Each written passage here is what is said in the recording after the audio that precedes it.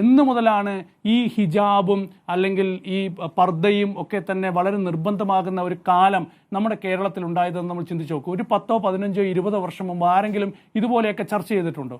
ഒരിക്കലും ഇല്ല എന്നാണ് എൻ്റെ ഒരു വിശ്വാസം. നമ്മളൊക്കെ നമ്മുടെ അടുത്തിരിക്കുന്ന ആൾ മുസ്ലിം ആണോ, ഹിന്ദു ആണോ, അല്ലെങ്കിൽ ക്രിസ്ത്യൻ ആണോ എന്നൊരിക്കലും ചിന്തിച്ചിട്ടില്ല. അപ്പോൾ ഇതൊക്കെ നിർബന്ധമാകുന്ന, വളരെ കർശനമാകുന്ന ഒരു കാലം കൂടി വരികയാണ്. അപ്പോൾ ഹിജാബിനെ എതിർക്കുന്ന ഒരു പക്ഷം ഒരു വശത്ത് ശക്തമാകുമ്പോൾ അതിൻ്റെ മറുവശത്ത് ഹിജാബുകളുടെയും പർദ്ദകളുടെയും എണ്ണം കൂടി വരുന്ന ഒരു രാഷ്ട്രീയം കൂടി നമ്മളിവിടെ തിരിച്ചറിയണം. അതുകൂടി അപകടകരമായ ഒരു രാഷ്ട്രീയമാണെന്നൊരു ഒരു വളരെ പ്രധാനപ്പെട്ട ഒരു ഘടകമുണ്ട്. മലബാർ കലാപത്തെ RSS പറയുന്നത്, സംഘപരിവാർ പറയുന്നത് അതൊരു മുസ്ലിം സമരം എന്നാണ്. അത് മുസ്ലിം സമരം ആണ് എന്നാണ് ജമാഅത്തെ ഇസ്ലാമിയും പറയുന്നത്.